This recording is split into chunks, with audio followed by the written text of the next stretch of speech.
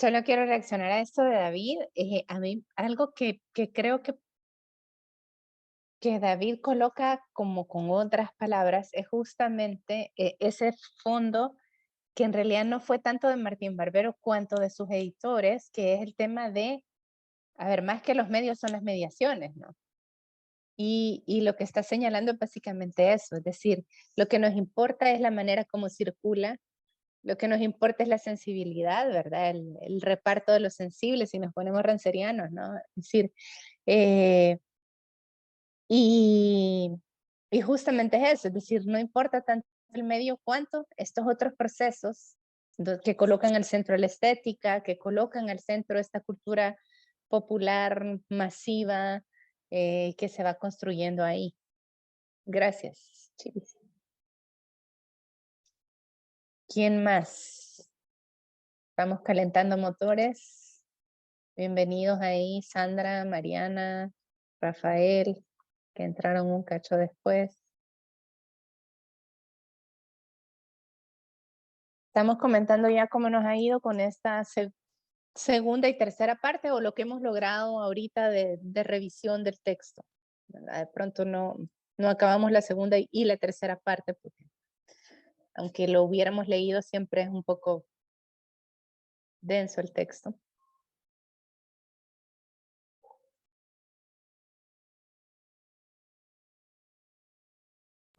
Bueno, yo quiero decir otra cosa más, que a mí también me parece bien interesante, ¿verdad? Cómo hay varios autores latinoamericanos de esa misma generación que empiezan a ver también en lo estético esas formas de lo popular, porque creo que cuando hablamos del melodrama, ¿verdad? Está la influencia de Carlos Monsiváis y claramente, ¿verdad? Desde otras perspectivas, el diálogo con Canclini. Entonces, digamos, cómo al final todos van a ser, para mí, un mapeo o van a ser un mapa, ¿verdad? Complejo y al mismo tiempo diverso de ese pensar lo popular, ¿verdad? A través de estas mediaciones. Y eso para mí es interesante porque siempre están hablando de esa crítica a la modernidad. Y ahora, digamos, pensándolo y viéndolo desde estos textos, es una cosa que hasta hoy seguimos peleando, con lo que hasta hoy seguimos criticando y es bien complejo. Ujú. Yo pensaría ahí, digamos que, claro, bueno, nosotros al final somos de alguna manera, nos estamos haciendo cargo también de lo que ellos nos están dejando, em, pero yo creo que es fundamental colocar a todos estos pensadores en su contexto histórico y en dos cuestiones, ¿no? La primera es eh, que todos estos pensadores que está señalando y otros cuantos más son hijos de alguna manera de Mayo del 68, de Tlatelolco del 68, o sea, son esta generación que pensó que había que poner la imaginación al poder, es la generación que empezó a desconfiar de la modernidad, es decir, que tenían detrás a Frankfurt advirtiendo que esa era una razón instrumental, ¿no? Entonces, de alguna manera vienen de ahí y yo creo que eso es fundamental. Y lo otro que es un poco más local, que Martín Barbero lo va a decir en algunas entrevistas, es que este, en ese momento en que Martín Barbero está trabajando de los medios a las mediaciones, es decir, piensan que lo empezó a escribir como en el año 79, 80, en medio de sus clases, y que lo termina en el 85. Si ustedes revisan el libro en sus distintas ediciones, ¿no? Pero al final, la última página, antes de la bibliografía, la última, pone ahí Cali, diciembre de 1985, o sea, lo acabó de escribir ahí. No sé si con campanitas de Navidad o qué, pero lo acabo de escribir en diciembre del 85. Y justo Martín Barbero en las entrevistas para decir, en esa época, Claxo, por ejemplo, estaba haciendo encuentros sobre cultura popular. Eh, Se estaba fundando a la IC, se estaba fundando FELAFAX. De hecho, Jesús Martín Barbero fue presidente de ALAIC y tenían toda una línea de investigación y trabajo en el tema de las culturas populares. Es decir, que había como no sé cómo decirlo, pero como una especie de gesto de época del que ellos se hacen cargo, ¿verdad? Que coloca el tema de lo popular al centro. Mucho, o sea, muy posterior va a ser, por ejemplo, al menos en el caso de Centroamérica, y ahí ustedes nos podrán contar, los que no son de Centroamérica, ¿verdad? Pero en el caso de Centroamérica, esa preocupación por lo popular en las ciencias sociales y en las humanidades sigue hasta, yo me atrevería a decir que hasta el 2000, digamos, 2000, 2005, por ahí, vamos a empezar a tener algunos académicos muy críticos que van a empezar a decir, se nos olvidó estudiar a las élites y las élites están tomando decisiones sin que nosotros las estudiemos. Y entonces hay como una especie de revirón. Y entonces nosotros venimos ahorita otra vez de regreso de como ese ejercicio pendular del pensamiento que creo que es algo muy típico de la academia, pero estoy pensando en voz alta a partir de lo que ustedes están diciendo, ¿verdad? Es decir, no sé, peleense conmigo. Marcelo, ya pusiste la cámara, ¿qué tal? Buenas noches, perdón por entrar tarde, lo que pasa es que perdí el link, no sabía cómo entrar. Estaba loco. Si no fuera Sandra que me pasó el link, no entraba. Gracias, ¿cómo están? Buenas noches, disculpen. Buenas noches. Estamos aquí comentando un poco cómo nos fue con la lectura. Dunia, ¿encendiste cámara? Sí, no pude entrar la anterior clase, entonces no sé si es el texto que nos mandaron, Estética de los Medios Audiovisuales. ¿De ese estamos comentando o no? No, de Todavía. los medios a las mediaciones. Estamos con de los medios a Ya. las mediaciones. El martes hicimos la primera parte y ahorita la segunda y la tercera parte. Pero Ya. si tenés algo sobre estética de los medios audiovisuales, no importa, metámoslo. El de Ya. estética de los Sí, medios yo creo que audiovisuales sí. lo mandó Ricardo Roque porque es un texto en donde se mira mucho la influencia de Riquer y él lo mencionó. Ya, sí, entonces ya voy a buscar de los medios a las mediaciones, pero pensé que este era el que había que leer y ya comento porque es lo mismo, ¿no? Lo que me llamó la atención de volver a redescubrir y ya con ojo siglo XXI es lo de la industria cultural y las industrias culturales, ¿no? Que bueno, muy acertadamente en los años 80, cuando estábamos en la universidad, veíamos cómo eran pues los programas enlatados, eran las películas de Disney, las series, todo eso, que ya tenían una estructura y un final igualmente, y con más importancia todavía el cine, era muy importante en ese tiempo. Y aquí contrapone, bueno, toma, ¿no? Industria cultural de Adorno y Horkheimer de la Escuela de Frankfurt, creo, ¿no? Entonces, es que estamos como repasando lo que estudiamos Sí, años atrás. claro. Entonces, lo que me llama la atención, cómo le pone mucha importancia a los géneros populares, lo que estaban hablando ahorita. Entonces, las telenovelas hacían que nos veamos a nosotros mismos como latinoamericanos, sobre todo a Bolivia llegaron novelas de Argentina y de México.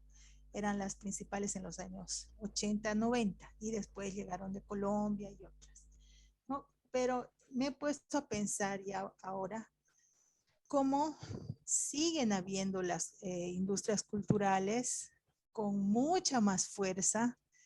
Eso me puse a pensar. Y otra cosa, cómo no hemos logrado consolidar nuestras industrias culturales latinoamericanas que no representen unos países menos que otros, por ejemplo Bolivia menos, que nos representen, que nos expresen, que así. Brasil, por ejemplo, sí lo logró, yo creo que sí, porque tiene grandes redes que incluso exportan, incluso a pesar del idioma, exportan telenovelas, programas, pero muchos no. Entonces, no es idea, ¿qué puedo decir?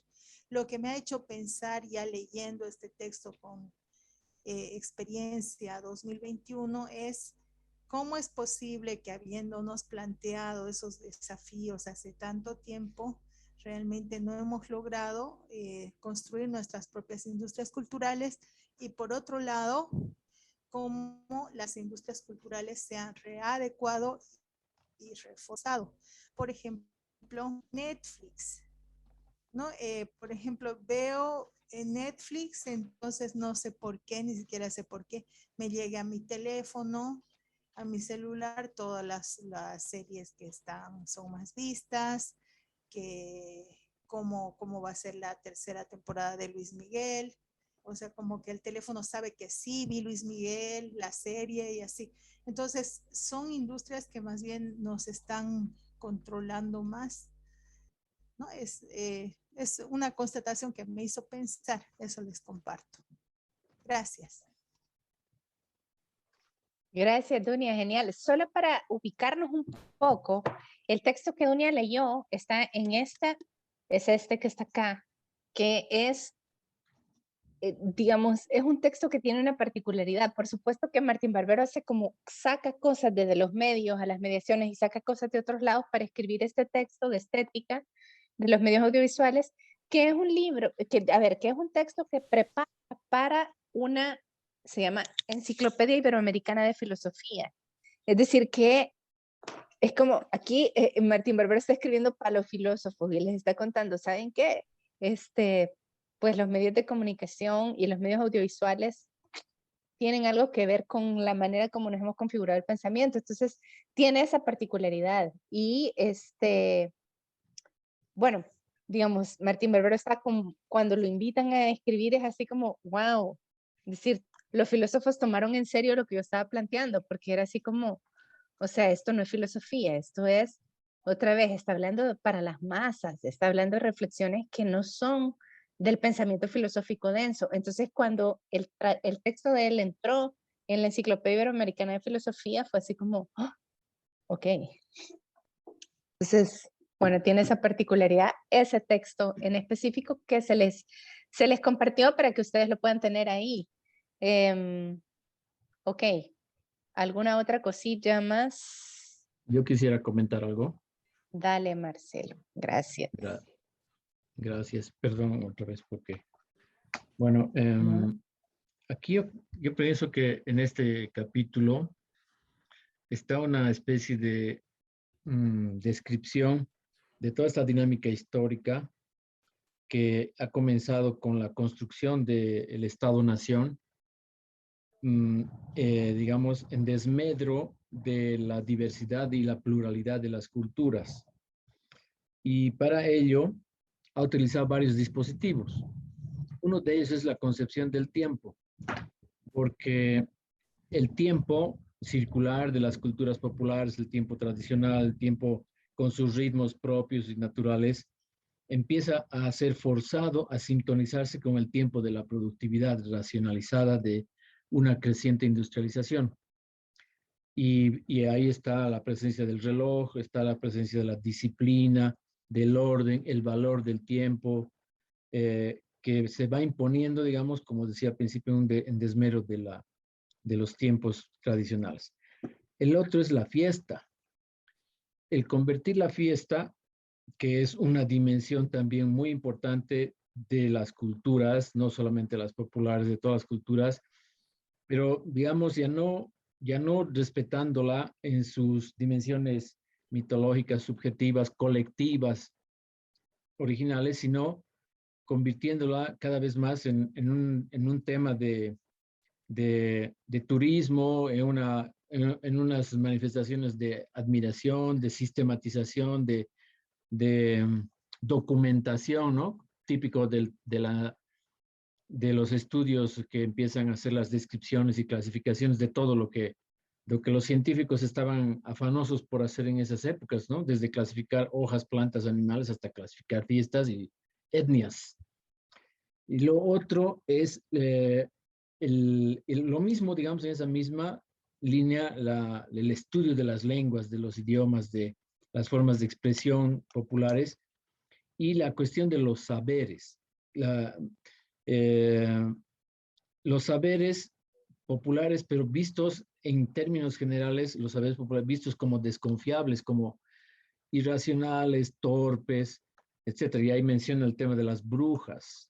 Y ahí también menciona el tema de la mujer, ¿no? Como un actor que de cierta forma es víctima de esta desconfianza, porque el Estado-Nación se construye en función de un varón, ¿no? Él es de un ciudadano varón blanco, católico, etcétera, y todo lo demás, lo que está al margen, lo que no coincide con esa pulcritud de la racionalidad moderna, entonces es objeto de desconfianza. Y hay dos instituciones que coadyuvan a este disciplinamiento y represión de la cultura popular, y uno es la Iglesia, que está aliada, ¿no?, directamente con los poderes de esa construcción del Estado-Nación. Por eso es que la modernidad está inspirada en sus principios y todo eso, y la Iglesia siempre está al lado del poder. Y la otra, la escuela, la que se ocupa de justamente clasificar los conocimientos, y este es el conocimiento que sirve, y el otro, el de las brujas, es el que hay que desechar. Entonces, me parece que esta reflexión, este capítulo, explica de una manera muy rica, muy interesante, todo este proceso que empieza a gestarse, yo diría, el propio autor dice, ¿no?, con la reforma, porque inmediatamente después de la reforma luterana, los católicos un poco autoevaluándose y haciéndose una autocrítica, dicen, sí, tenemos que mejorar, no sé qué, y tanto los católicos como los protestantes ven a lo popular como el principal enemigo, el origen de los males, digamos. Y ese origen de los males está presente hasta ahora. Es una cosa que escuchamos todos los días en los discursos oficiales de los estados, de las naciones, de los países, porque lo popular es pues lo irracional, lo no domado, lo indomable, ¿no? Lo salvaje, lo que siempre trae problemas, etcétera, lo no civilizado, todo eso. Entonces, pienso que es una construcción histórica muy importante que después se va a ver reflejada también en la academia con esa mirada filantrópica de lo popular, así clasificatoria, de la víctima, etcétera, que después ya seguramente vamos a poder ver más adelante. Eso es lo que quería comentar. Gracias. Gracias, Marcelo. Genial. ¿Quién más ahorita? Bueno, yo había notado como cosas que me interesaban. Primero, esto de lo que decía recién Marcelo, de la construcción del Estado-Nación en desmedro de las culturas populares, y pensaba en la experiencia histórica en Argentina, después del 2005, digamos, en esos años donde se construye lo que aquí fue toda la producción de medios, el canal, por ejemplo, Paca Paca, que es un canal de contenidos para infancias, y cómo actualiza esos debates, ¿no? Hasta dónde lo popular, cuestiones del mercado, y el otro día escuchaba al ministro de Cultura, que en su momento también fue quien en los primeros gobiernos estuvo con un equipo ideando esto, y he estado también charlando con otras personas que estuvieron creando lo que fue Paca Paca, que era impensado en nuestro país disputar la construcción de productos audiovisuales para las infancias, en un momento donde era todo Cartoon Network, Disney, y aparte para las infancias, pensemos en esas audiencias, ¿no? Y todo lo que conlleva de movilidad dentro de lo que es el mercado de las industrias culturales. Entonces, ¿cómo se actualiza ahí esto de cómo recuperar las formas del decir en un país tan amplio, con tanta diversidad cultural como es Argentina? Qué desafío, ¿no? Querer hacer un canal desde estas perspectivas, recuperando no a espaldas de lo popular, sino recuperando los saberes populares, los saberes de las infancias, las formas del decir. Y veo también que hubo experiencias a nivel latinoamericano, no sé si vieron un programa sobre la pandemia, que acá lo pasan en Paca Paca, donde ponen en diálogo a niños y niñas de distintos países sobre cómo atravesaron la pandemia, ¿no? Entonces, digo esto de para mí, estas épocas donde se pudo desde un Estado nacional popular volver a pensar la producción de contenidos, recuperando estos debates, hasta dónde el mercado, hasta dónde lo popular, hasta dónde la recuperación de los saberes y todo eso, bueno, qué difícil es llevar esto a cabo como políticas públicas, ¿no? Cuando uno lo quiere llevar adelante desde este lugar. Me parece que igual hay un aporte muy importante, ¿no? También aquí en Argentina y desde Espacio de Comunicación y Educación trabajamos mucho con un libro que se llama Cultura Escolar, Cultura Mediática, de Jorge Huergo y Belén Fernández, que fue publicado creo en Colombia, y también nos ayudó a pensar muchísimo esto de los saberes, de estas disputas, ¿no? A nivel de la industria cultural hacia las infancias y como el lugar de la escuela y de los medios de comunicación. Así que bueno, también me viene como esto de los cambios en el sentido del tiempo y los consumos culturales. Cuando hablamos de esto de que como, por un lado tenemos las redes con producciones cada vez más cortas, y por otro lado tenemos series que capaz que estás un día entero mirando una serie, y poblaciones enteras que miran una serie durante todo un día entero, ¿no? Y qué está pasando ahí con el sentido del tiempo, con estas formas de lo sensible, ¿no? ¿Qué experiencias audiovisuales también aparecen allí? Así que bueno, como estas cosas son las que me despiertan estos debates. Genial, gracias Cristina, buenísimo. Sí, definitivamente los cambios en el sistema del tiempo siguen pasando. Con lo de Pacapaca, después voy a retomar porque me salen más preguntas todavía, así que me parece genial. Gracias. Ana. Yo sumo ahí un poco ahí a lo de Cristina.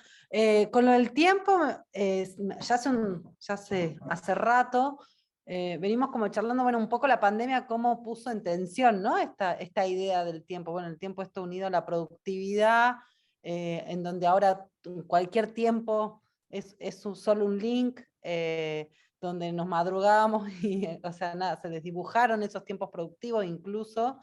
Al principio parecía ser un aprendizaje, una experiencia que podía aportar algunas cosas. Creo que vamos perdiendo un poco esa esperanza.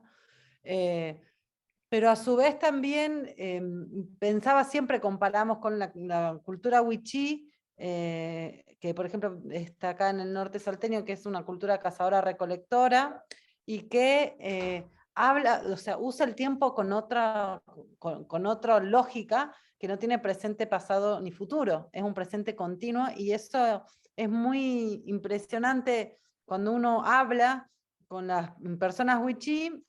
Al principio, por lo menos yo mucho tiempo, pensé que era un problema de traducción, ¿no? Que era un mal castellano, hasta que alguien me explicó que no, que la idea de tiempo es otro, definitivamente, ¿no? Entonces también como esas resistencias, si bien en la organización, bueno, de hecho una asamblea wichí puede durar 5 días, sin problema, digamos, ¿no? La toma de palabra, la escucha, la disposición de las personas que participan es totalmente otra, y eso nos cuesta poder entenderlo, pero una vez que lo viste, es como te empieza a hacer ruido todo el otro tiempo que tenés aprendido, incorporado. Y una preocupación con esto que decía de Cristina, que ya hace rato me viene apareciendo, es como, bueno, por un lado lo de Pacapaca, o esta revisión del Estado en sí mismo, porque ayer hablábamos, antes de ayer, hablábamos de un Estado, esto que buscaba homogeneizar, que buscaba borrar las diferencias. Bueno, ese Estado en sí mismo también sufrió sus transformaciones del 85 a esta parte, y hay una serie de mutaciones en distintos lugares. Bueno, nosotros en Argentina sentimos que fue muy beneficioso en muchos casos, al menos algunos años, con la aparición de otros sectores, de otros derechos, la visualización de disidencia, la conquista de derechos, poder discutir al mercado la producción de los bienes culturales. Sin embargo, se nos escapa todo el tiempo lo que hoy se produce y se consume con las infancias por esos otros soportes, digamos, ¿no? Que tienen que ver con las redes, y no hay nada que estamos pudiendo discutir acerca de eso, de cómo, digo, ven barbaridades, y la discusión por ahí con mi hija es cuánto rato de YouTube puede ver, o de TikTok, y negociarlo con Netflix, que tampoco es, qué buen negocio. Pero a lo que voy es, mi explicación a ella es, por lo menos Netflix selecciona contenidos que son para tu edad. O sea, que hay un filtro, porque hay cosas que vos ves que terminás llorando de desesperada o horrorizada, porque estás viendo cosas que no están buenas para tu edad.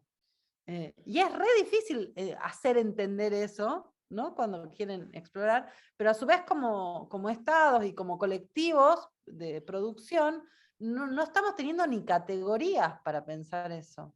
Es una gran ensalada de fruta, hay una enorme cantidad de consumo que a su vez es tremendamente sectario, ¿no? Porque también, ¿quiénes pueden ver qué cosas? ¿Quiénes pueden acceder al mercado de las industrias culturales?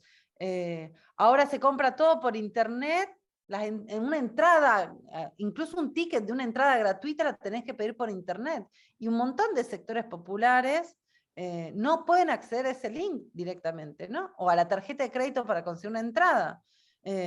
Y eso, conversando con mi hermana la otra vez, por la señora que trabaja en casa, que me pedía que le compre con mi tarjeta una entrada para su hija. Y era como me dice, bueno, es que así están filtrando todo, eligen quién entra, lo que hacen es, digamos, te limpian el panorama. Y es impresionante cómo a los estados siempre le estamos reclamando una mirada crítica, política, y al mercado, de nuevo, nunca, ¿no? Es como, digo, fue el Estado quien pudo ponerle algunos términos y con cuántas resistencias, pero siempre queda como el gran actor libre, ¿no? A mí eso no deja de sorprenderme y me horroriza. Gracias, Ana. Sí. Bueno, de pronto es cierto, nos estamos quedando sin categorías, pero de pronto acá recuperamos o construimos o inventamos nuevas categorías, ¿no? Rigliana y luego Rafael. Buenas noches, querida Amparo, y a todos. Mil disculpas no poder habilitar la cámara. Voy a intentar hacerlo en el transcurso de la sesión. Algo que sí me ha llamado la atención y quisiera compartir con ustedes de la lectura es volver a repensar nuevamente el tema de que antes en el campo de la comunicación, hablar justamente del tema de la historia era hablar de la historia de los medios, ¿no? Y eso era toda una suerte de vinculación, de hacer incluso de depender de este sentido de relación con los medios, ¿no? Pero cuando revisamos el material,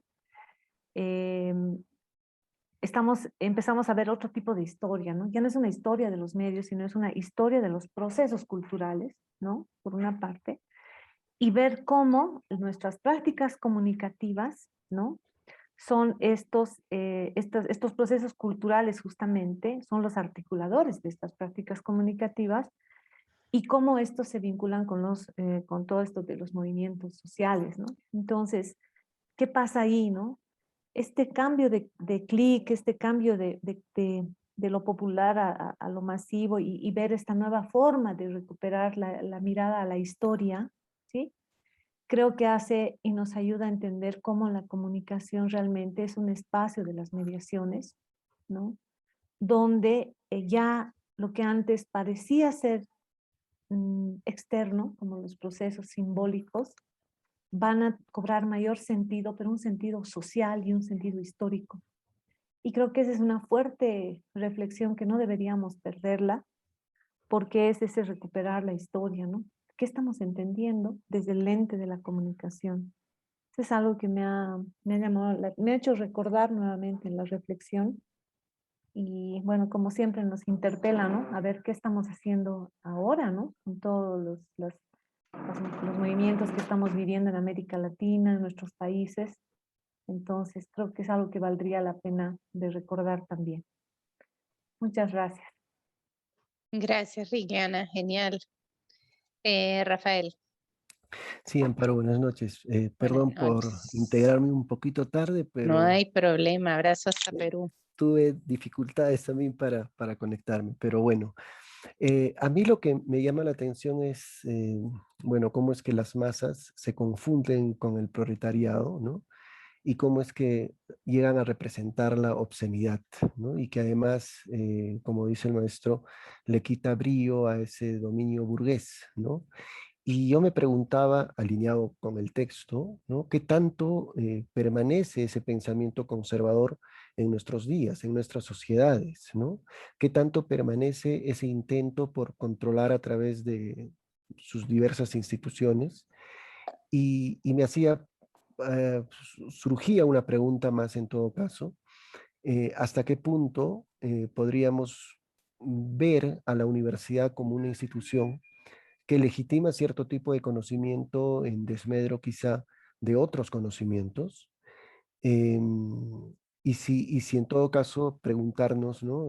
Si hay cierta intencionalidad por querer controlar, ¿no? Yo pienso que de alguna manera, ¿no? Siento que hay una imposición en algunos casos, no se puede generalizar, pero que a veces no es tan evidente.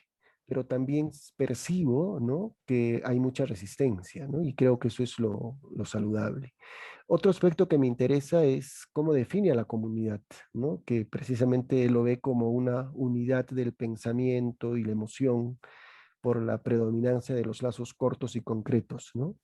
Y las relaciones que caracterizan a estas comunidades que tienen que ver con la solidaridad, la lealtad, la identidad colectiva, ¿no? Mientras que para él la sociedad está caracterizada por esta separación entre razón y sentimiento, ¿no? Entre los medios, entre los fines, ¿no? Y quizá lo que predomina más es la razón manipulatoria, dice él, y la ausencia de relaciones identificatorias del grupo, ¿no? Donde prevalece precisamente este individualismo, pues, ¿no? Y esta agregación pasajera, ¿no? Lo que pone en evidencia me interesa mucho porque es algo que ha sido trabajado desde la psicología comunitaria y que tiene que ver con esta tensión que hay entre la comunidad y la sociedad, ¿no?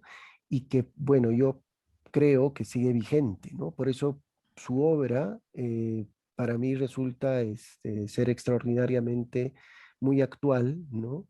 Y particularmente me fascina, ¿no? Justo Ana hacía referencia a cómo es que tratan de sectorizarnos, ¿no?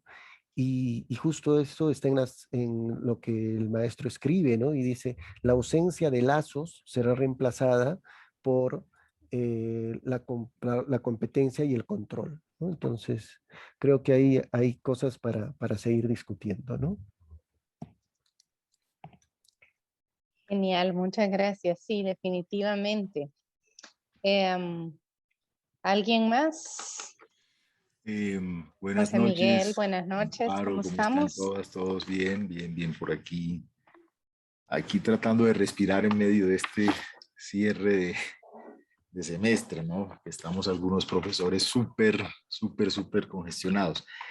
Bien, la sesión pasada hablábamos del tema relacionado con la genealogía de los conceptos, ¿no? Entonces me parece que se subrayó eso incluso en tu exposición y decíamos que era chévere como seguirle la pista a este capítulo para ver qué era lo que estaba abordando, ¿no? Entonces, a mí me llama mucho la atención que uno mira el texto y aparece la palabra sentidos. ¿Cuáles son los sentidos de los significados de? Otro concepto que se repite mucho es el concepto de lo simbólico. Me parece que ahí totalmente rickeriano, ¿no? O sea, todo el rollo de lo simbólico y los sentidos. Entonces, acá también la pregunta es cómo se construye socialmente el sentido, ¿no? O los sentidos, o las interpretaciones de las posiciones, de las posturas y los sentidos en eso que llaman enculturación, ¿cierto? Por un lado, que es el rollo del Estado. Yo me acuerdo que hablando con un curita una vez decía, no, es que la clave es eso, de la en o la in, la llamaba el inculturación, y decía, es muy fácil, es entrar con la de ellos y salir con la de nosotros. Más o menos es como la idea, ¿no? En ese proceso de dispositivo hegemónico de la escuela, de los medios y de la misma iglesia en nuestras culturas, ¿no? Hoy precisamente estaba yo en un transporte de servicio público y estábamos hablando con el taxista, hombre, ¿qué significa ser colombianos? A propósito del partido que ahora hay Brasil-Colombia, ¿no? No sé a Ecuador cómo le fue, pero está Brasil-Colombia ahora y no sé si Argentina juega esta noche, pero bueno, hay fútbol y aquí eso es clave. Entonces ¿Qué pasa? ¿Qué pasa con cómo se ve en un equipo de fútbol reflejado el sentido, la identidad de un país, de una nación, etcétera, etcétera? Entonces me parece que desde el punto de vista metodológico, aquí hay como dos cuestiones para mirar y es nuevamente la interpretación de esos procesos sociales de largo plazo, de largo aliento, ¿cierto? De los sentidos de esos procesos y de ver cómo en las operaciones de contar, de narrarlas, de expresarlas, de escribirlas, aparece una gramática, ¿cierto? Que la que él hablaba, y la clave es cómo interpretamos los sentidos que se han construido socialmente de las prácticas sociales y las prácticas culturales. Diría, subrayaría como esa fuerza sobre el poder de lo simbólico, ¿cierto? El control del el sentido social, el que se impone, y por el otro lado, cómo se resiste a ese sentido y hay otras maneras de comprender y interpretar que precisamente son las que se cuelan por esos otros relatos que son los que la más mediatización toma y resignifica y replantea. Subrayaría como ese aspecto, por lo menos de la segunda parte, ¿vale? Genial, muchísimas gracias. Aquí yo sigo tomando nota. ¿Alguien más ahorita? Sí, yo, perdón, Amparo, muy buenas noches. Estoy Adelante. ahora sin cámara Adelante. desde el celular, así que me van a disculpar los compañeros y tú también.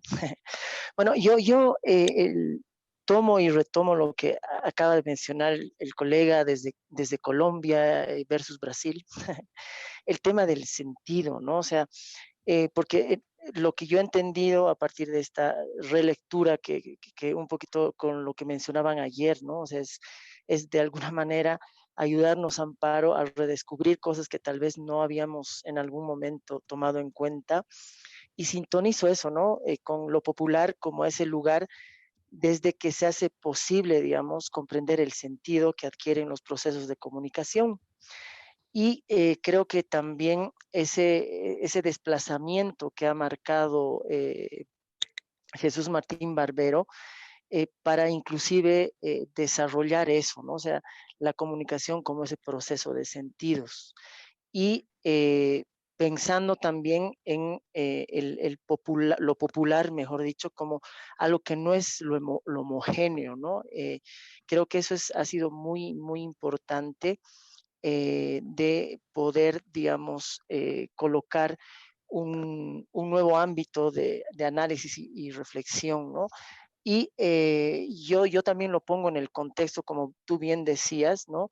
Que marca también los años 80, ¿no? Cómo la comunicación también ha sido influenciada en ese momento por las tecnologías, ¿no? Y creo que lo popular se plantea también desde esta producción de cambios en las relaciones entre las personas, las tecnologías y los medios, ¿no? Que creo que es lo que también Jesús Martín Barbero abre una brecha importante y que también va a cuestionar o nos va a ayudar a cuestionar esa cultura hegemónica, ¿no? También, digamos, descarnando el tema de lo popular, ¿no? Digamos, de esa herencia de la comunicación educativa, del ámbito de lo alternativo y pensando también lo popular desde una visión política, ¿no? Creo eso es lo que quería aprovechar sobre este pie de lo que muy bien decía, ¿no? El colega del sentido. Eso, gracias. Gracias, Edgar, genial. Estaba pensando además solo como para resaltar o subrayar, ¿no? En este tema de entender que lo popular no es algo homogéneo, como también, digamos, eso va a pesar mucho en su momento, ¿no? Es decir, en un momento en donde estamos hablando de los años 70 y 80, en donde lo popular era el lugar de la revolución, es decir, era como también muy unívoco, ¿no? Es decir, el pueblo era siempre un espacio que no era contradictorio, era el lugar de la liberación, si lo pensamos además, y pensamos en esa influencia teológica además que él venía arrastrando, y él de alguna manera se va separando de esto. ¿Alguien más quiere comentar algo?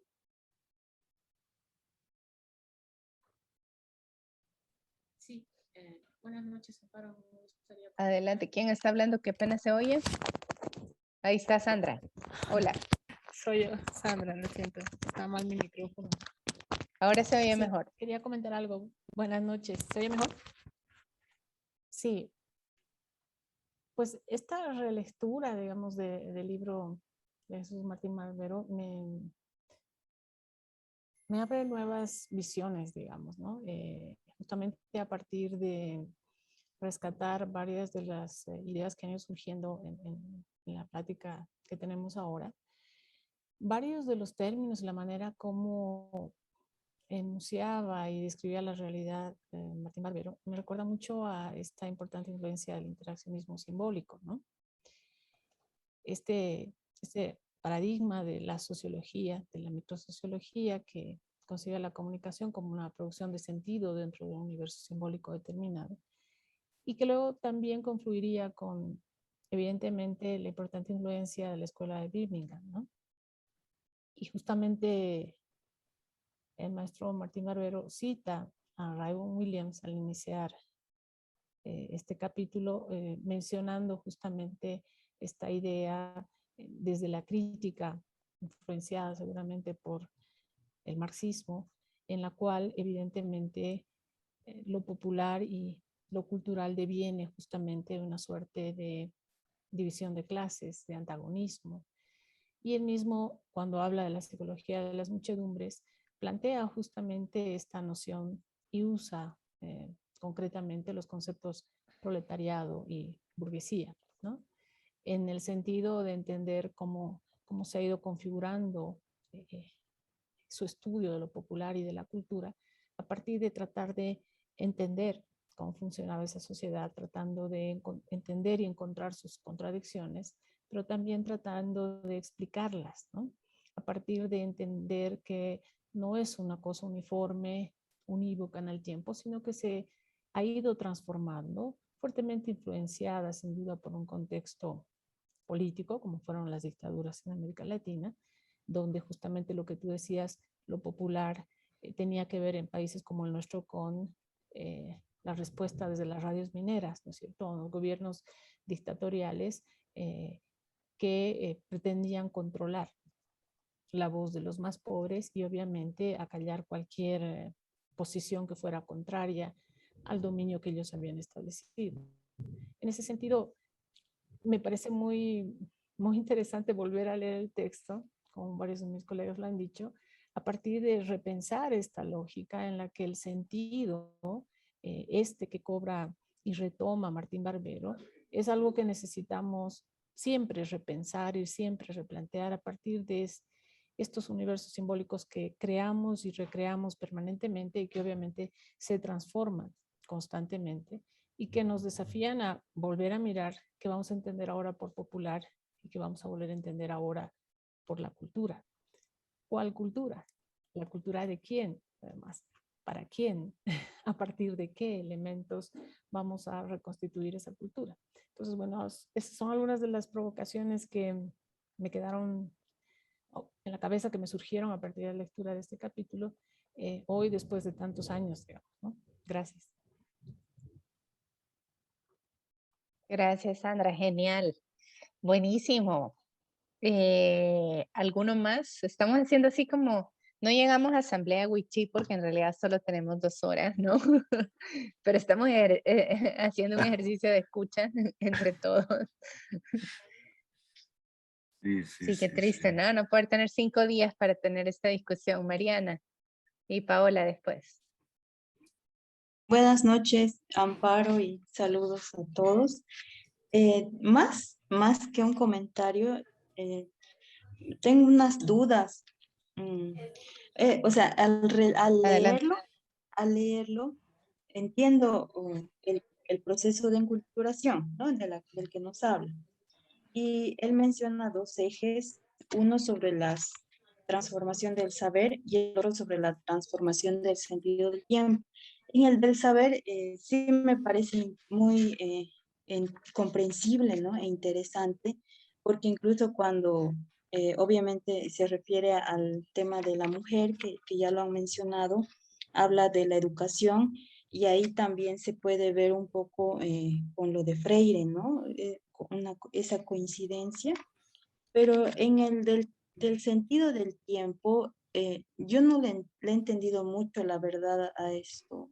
O sea, me parece bien y entiendo lo que van indicando los colegas, o sea, a partir de su interpretación, pero no sé si podría quizá explicarnos mejor, o sea, Listo. esa parte bien teórica, ¿no? Donde él habla Sí, el tiempo valorado, el tiempo vivido y todo ello. Y ya luego en listo, la, lo anoto. gracias, Amparo. Y en la parte ya del folclore a lo popular, ahí igual me ha parecido bien, bien atractivo cómo relata lo de estas formas del cordel y el cortaje, Ujú. ¿no? Porque pareciera que ahí ya se refiere, ¿no? A las mediaciones como tal, porque él dice, o sea, esto se transmitía de esta forma y estaban transmitiendo cultura como de élite, ¿no? Más o menos poesías, todo ello, pero a través de un medio tan popular, dice, ¿no? Y muestra todo ese proceso. Entonces, sí, ahí ya me parecería que vea las mediaciones como tal. Eso sí, gracias, Amparo. Genial, gracias. Anotado y de todos modos, si acaso cuando yo haga ya como la presentación, me interrumpes, Mariana, si acaso todavía hay que clarificar algo más. Gracias, José Miguel. Nos está compartiendo ahí un link de Drive de Raymond Williams. Genial, gracias. Paola. Sí, estaba viendo esto de lo del, cómo el melodrama tiene una repercusión incluso desde atrás, y cómo en 1658 me parece que era, deciden, sí, perdón, cómo segregar el entretenimiento, ¿no? Entonces, se llevan lo valioso para la corte, para un grupo determinado, y al pueblo le dejan el circo, pero sin diálogos, o sea, lo minimizan. Y también luego vemos esto, bueno, pero al final sí hay como un menosprecio al que, digamos que no es un burgués o no es de la clase alta, y también luego ya no escrito, también hay una como revelación de estos grupos populares, y se implementa creería que por su cuenta, eso fue lo que entendí, lo de la literatura de cordel, que incluso después persisten, ¿no? Pero, o sea, porque al principio solo imprimían lo de ellos, ¿no? O sea, la Biblia. No es que cualquiera puede imprimir. Entonces eso también es como... Y a su vez esta literatura de cordel es como un poco formalizar esta tradición oral, ¿no? Que tenían hasta ese entonces, ¿no? Entonces sí es como... También ahora, ¿no? ¿Quién puede ver algo de calidad? El que puede acceder a Netflix, como decía la compañera, a través de una tarjeta de crédito, pero el que no le queda más que ver lo que hay en televisión nacional, que por lo menos en Ecuador es pésimo, que tiene, o sea, donde abundan estereotipos locales, donde hay un contenido muy pobre. Entonces, esto se sigue dando a través de la historia, pero creería que es porque no hay un registro al alcance de todos para poder entender que esto no es que es nuevo ni casual, sino que es parte de la convivencia misma como sociedad. Genial, Paola, gracias. Me hiciste pensar en un posible ejemplo para el final de la presentación que voy a empezar a hacer ahorita, pero sí, definitivamente. Voy a ir retomando algunas de las cosas que ustedes han visto en la presentación y como hicimos en la sesión anterior, me interrumpen cada momento cuando vean que no funciona. Entonces, Álvaro, ¿quieres comentar algo antes de que empecemos? Antes de que yo empiece. Ya empezamos hace rato. Listo, chévere. Entonces voy a empezar y como voy a estar compartiendo pantalla, si acaso de casualidad no lo veo, pues interrúmpanme. Porque de pronto me despisto entre la presentación, el chat y todo lo demás. Intento poner todo, pero por si acaso estoy pendiente. Entonces, lo que voy a hacer es realmente una barbaridad, diría mi abuela, ¿verdad? Es decir, voy a tratar en media hora de plantearles algunos elementos de la segunda y la tercera parte de los medios a las mediaciones. O sea, chao, son como, no sé cuántos capítulos son, ¿no? Pero, a ver, la segunda parte tiene 3 capítulos y la tercera parte tiene 2 capítulos. Entonces, la segunda es matrices históricas de la más mediación y la tercera parte, modernidad y más mediación en América Latina. Quiero empezar reaccionando a partir de lo que ustedes han comentado. Creo que algo que no deberíamos perder de vista cuando trabajamos esto es que, aunque ahora que ya es un clásico, el campo de la comunicación o los estudios de la comunicación se apropiaron de este libro, en realidad este libro no quería ser para nada un libro de teoría de comunicación, como sí lo quiso ser, por ejemplo, Manuel Martín Serrano cuando trabaja su texto sobre la teoría social y nos da una conceptualización sobre mediación. Ahí sí, pero en cambio, en este caso, como bien ustedes están señalando, por ejemplo, cuando Fernando decía, ¿verdad? No nos da definición de melodrama, es que no nos da definiciones en general, o sea, es un libro que en ese sentido, pues es súper tenaz, ¿no? Es decir, ¿dónde está la definición de mediación? ¿Dónde está la definición de melodrama? ¿Dónde está la...? No, él va asumiendo que nosotros estamos entendiendo toda esta conceptualización y lo que quiere es contestar esta pregunta de ¿dónde se encuentra hoy día la cultura popular? Y podemos nosotros afirmar que la cultura popular, que casi muere por una serie de operaciones históricas, se encuentra, subyace y pervive en los procesos masivos de la industria cultural. ¿Podríamos nosotros afirmar eso? O sea, él va a decir que sí, que podemos afirmarlo, y todo lo que va a intentar hacer es plantearnos por qué. ¿Por qué es que él está afirmando eso y de dónde? Entonces, en la segunda parte, él va a trabajar esas matrices históricas de la más mediación. Y voy a empezar, no lo puse acá, pero quisiera empezar leyendo justamente como la intro que él hace, que es una intro de un párrafo largo a la segunda parte. No sé si alguien tiene el libro en impreso o lo tienen en PDF para que nos lea. Si no lo leo yo, pero si alguien más lo lee, divino. ¿Alguien?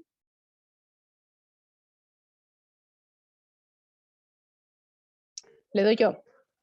Ahí oigo a alguien. ¿Qué página? Soy Álvaro. ¿Qué página dices?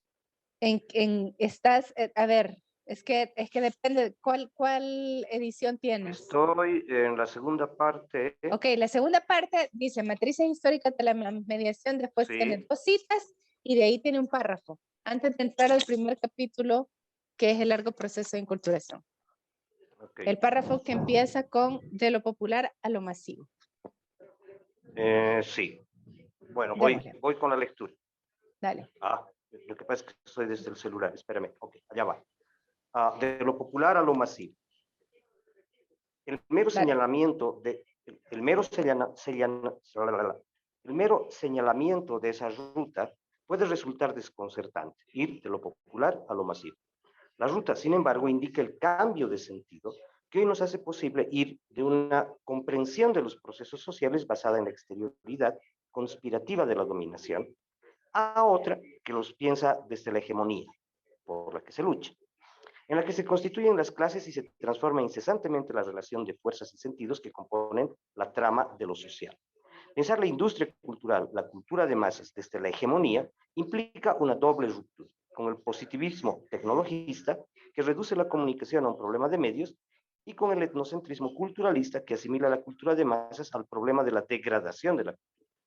Esta doble ruptura reubica los problemas en el espacio de las relaciones entre prácticas culturales y movimientos sociales, esto es, en el espacio histórico de los desplazamientos de la legitimidad social que conducen de la imposición de la sumisión a la búsqueda del consenso.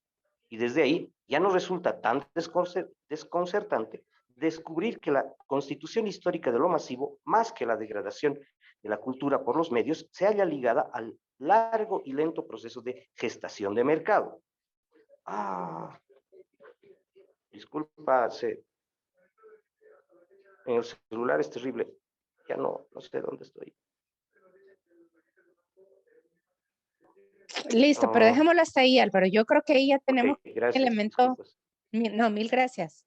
Porque tenemos ya ahí como el elemento central. O sea, él está diciendo, en esta segunda parte, voy a ir de lo popular a lo masivo. Y entonces, dice, esa ruta puede ser desconcertante porque nosotros pensamos que lo masivo es atacado, o sea, ataca a lo popular. Lo popular es atacado por lo masivo, si lo ponemos en pasiva, ¿no? Es decir, que la cultura popular es la que está ahí y que nosotros tenemos que salvar de esta industria cultural y masiva. Entonces dice, bueno, pero es que estoy yéndome por otro lado, es decir, yo no quiero pensar los procesos culturales como procesos de dominación, sino como procesos de hegemonía. Y cuando digo hegemonía, va a decir él, lo que estoy diciendo es disputa. Disputa, complicidad, un montón de cosas que están ahí juntas, ¿no? Entonces, ahí es donde levanta y va a decir, ok, ¿cómo es que se da ese largo proceso que nos va a lo que somos hoy, en donde la cultura popular pervive dentro de lo masivo? Entonces dice, bueno, primer elemento, ¿verdad? A ver, ¿quién lee ahora esto? Esto que estoy proyectando ahora. Puedo leerlo yo. Dale, Paula. Gracias. Pensar la industria cultural. La cultura de masas desde la hegemonía implica una... bueno, es una parte de lo que ya se leyó, pero dale, mejor. Implica una doble ruptura con el positivismo tecnologista que reduce la comunicación a un problema de medios y con el etnocentrismo culturalista que asimila la cultura de masas al problema de la degradación de la cultura. Y desde ahí nos resulta tan desconcertante descubrir que la constitución histórica de lo masivo, más que a la degradación de la cultura por los medios, se halla ligada al largo y lento proceso de la gestación del mercado. El Estado y las culturas nacionales... O sea, de la gestación del mercado, el Estado y las culturas nacionales. Ajá, el Estado y las culturas nacionales. Y a los dispositivos que en ese proceso hicieron entrar a la memoria popular en complicidad con el imaginario de masas. Listo, gracias. Entonces, ahí es donde viene y donde empieza a preguntarse dónde se produce ese proceso, en donde la cultura popular se va transformando y él va a vincular la transformación de la cultura popular con, como nos decía Marcelo muy bien y con mucha más claridad de la que yo podría hacer ahorita, tener ahorita, la cultura popular se diluye en cultura de masas en la medida en que nos constituimos en estados nacionales. Es decir, nuestras sociedades tenían otra forma de organización, pero para poder construirnos como estados nacionales, hay un largo proceso de enculturación que va a reprimir lo popular. Y entonces la pregunta de Martín Barbero es, ¿cómo y a quién beneficia esa represión de lo popular en la Europa moderna? Entonces él va a decir, bueno, va a beneficiar justamente a las élites y a las clases políticas que van a poder intervenir desde un Estado nacional. Y ese Estado nacional, esa cultura nacional, en realidad la llevan a cabo a través de 3 operaciones de represión de lo popular. Que aquí viene la pregunta que estaba haciendo Mariana. Entonces, la primera operación, y esto es también lo que nos explicó Marcelo, es la centralización. Es decir, los estados nacionales configuran un estatuto jurídico político que, donde hay un centro desde el cual se toman las decisiones y todo lo demás es periferia. Y normalmente el centro equivale a las capitales, salvo algunos lugares en América Latina, como por ejemplo Ecuador, en donde tenemos al menos Guayaquil y Quito como 2 grandes centros de poder jurídico-políticos. Me parece, a mí me atrevo a pensar desde outsider que soy, pero a partir de lo poco que conozco, ¿no? Es decir, bueno, de pronto hay varios centros, pero esos centros normalmente van a tener ciertas características, son urbanos, el poder financiero está ahí centralizado. Entonces, lo que nosotros vamos a tener, va a decir Martín Barbero, es que las culturas populares locales, como decía Marcelo, van diluyéndose en una gran cultura central nacional. Y eso está ahí. Paola. Sí, tengo una duda. Entonces, si es así, hay esta esfera donde están los poderes o los que tienen el poder, y afuera está los demás, está el pueblo, o si quieren las multitudes.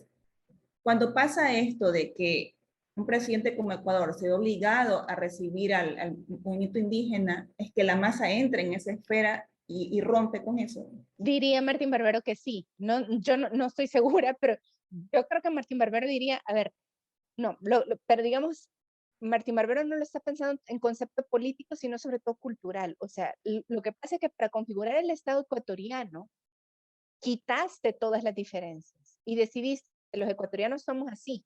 Pero en realidad, digamos, salvo Bolivia, y aquí podemos tener como esta discusión más larga, ¿verdad? Pero salvo Bolivia, todos nos creemos estados nacionales. No somos pluriestados, ¿ya? Y entonces, en la medida que, o sea, el Estado Nacional, lo que dice Martín Barbero, es centraliza, borra, homogeniza.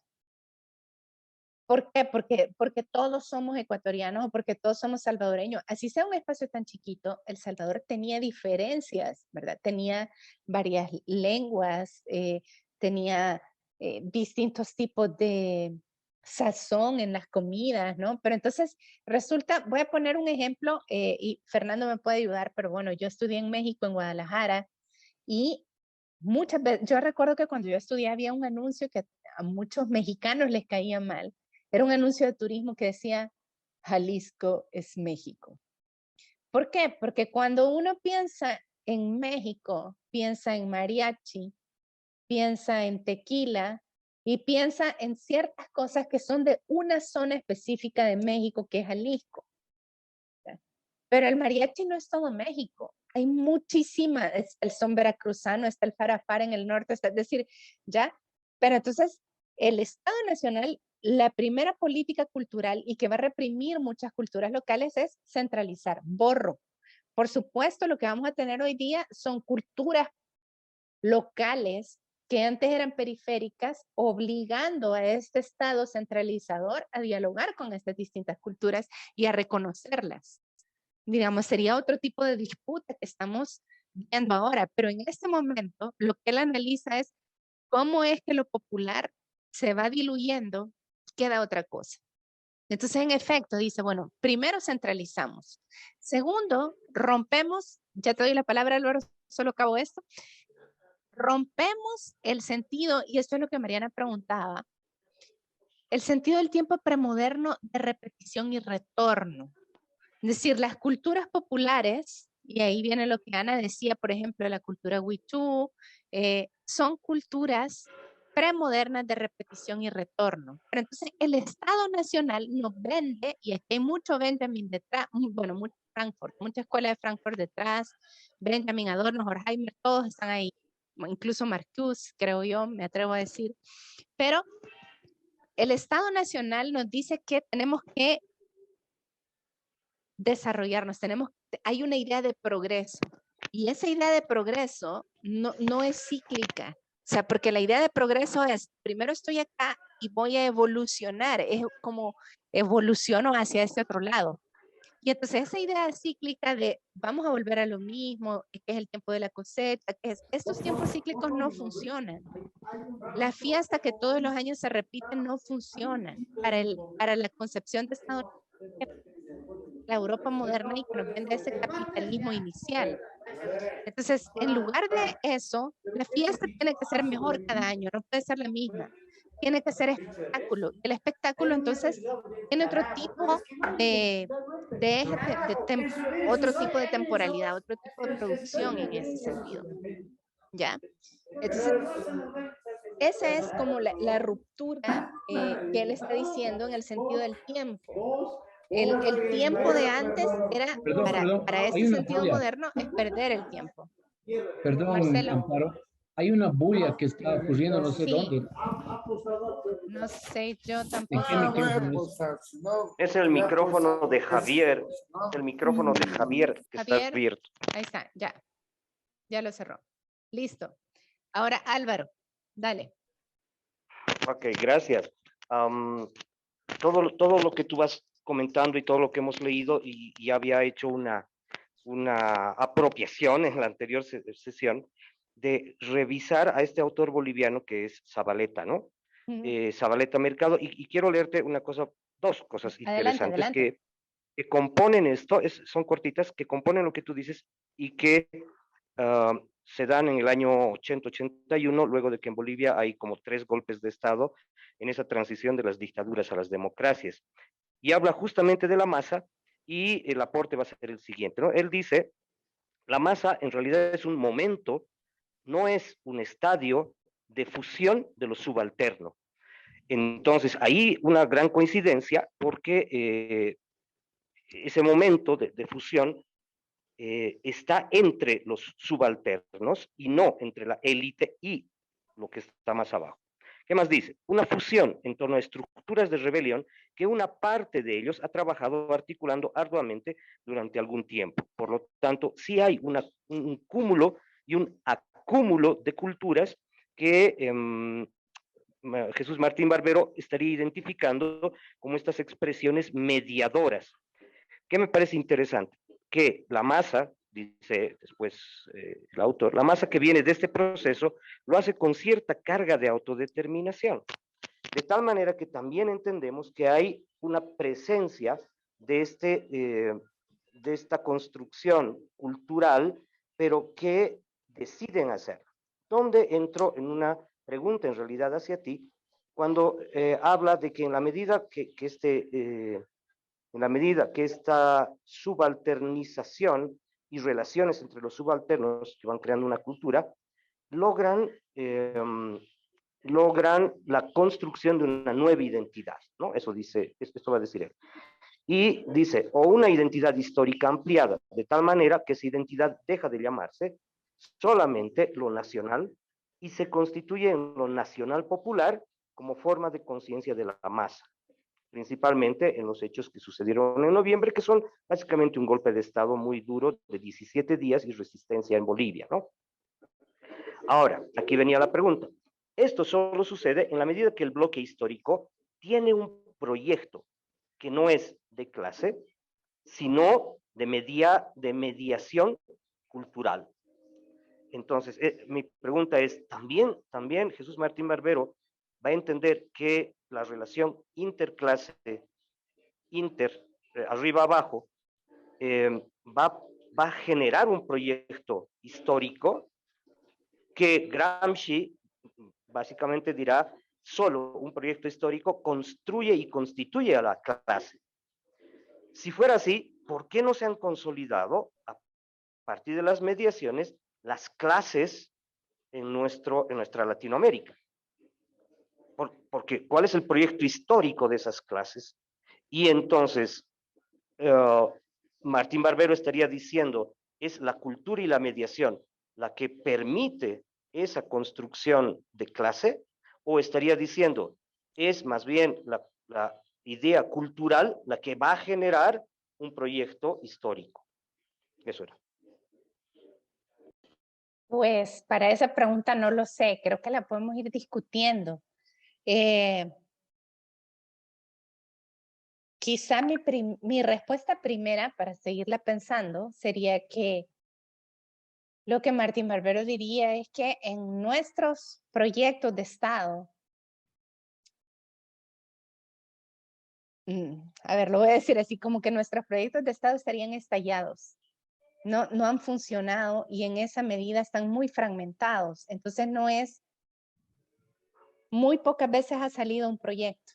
Y él va a decir que las pocas veces que ha salido un proyecto, él ha identificado, normalmente siempre decía 3, ¿no? Es decir, que es México, Brasil y Argentina.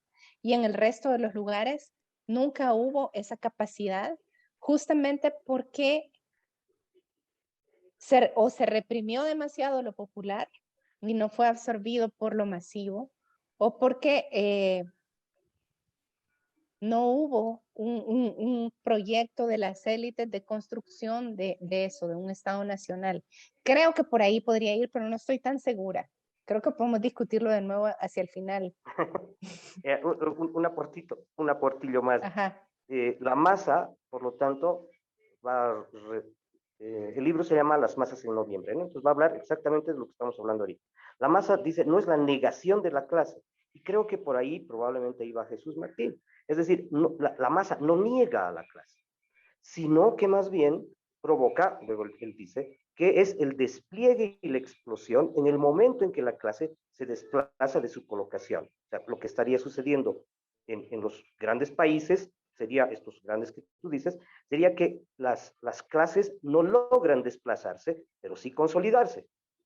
Mientras que en las nuestras, esos desplazamientos generan estados fallidos donde la masa surge por un movimiento violento. Pero entonces ahí viene mi cuestionamiento. Si es así, ¿qué sentido tiene la mediación? Si la mediación solo va a generar violencias.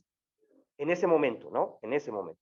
Hoy en día comprobamos que sí, las mediaciones van a ser más importantes para conflictividad, situaciones de paz, democracia, etc.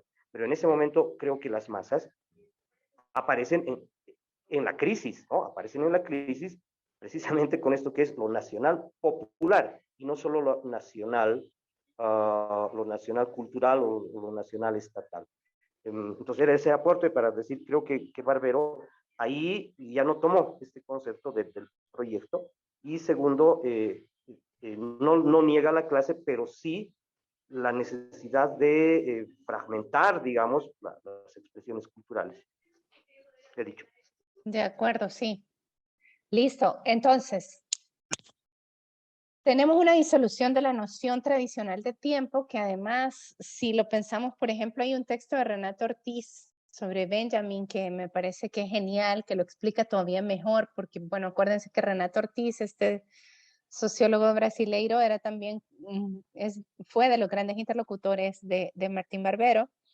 Y entonces, es todo el tema que Marcelo nos decía al inicio con mucha claridad de obligamos, por ejemplo, a todo el mundo a tener horas exactas, a usar reloj. Es decir, el momento de la Europa moderna, y que Renato Ortiz lo coloca en ese texto sobre Benjamin y París y la modernidad, es ese momento en el que, como ya somos un Estado nacional, entonces tenemos que tener un horario, y ese horario nos va a permitir a nosotros establecer conexiones de una ciudad a otra. Por tanto, yo tengo que tomar el autobús en tal lugar a una hora determinada y para después conectarme con el autobús de otro lugar. Entonces, el tema de la hora, de la hora exacta es un tema muy moderno y muy de los estados nacionales frente a otro tipo de temporalidad que tenían estos espacios más locales y más, otra vez, periféricos. Paola. Sí, me parece que en la segunda parte, no estoy segura, habla de las mediaciones culturales y de las mediaciones ideológicas. Lo que pasa es que, lo vuelvo a citar en Ecuador, ¿no? Cuando es este diálogo indígena ayer, va líder, ¿no? Entonces, y bueno, los líderes de las comunas más grandes, mejor dicho. Pero en la cosmovisión indígena, no solamente va el líder, va toda la comunidad a reunirse con ellos. Entienden que tiene que entrar el líder, pero hay una mediación cultural que es muy de ellos, ¿no? De la cosmovisión indígena.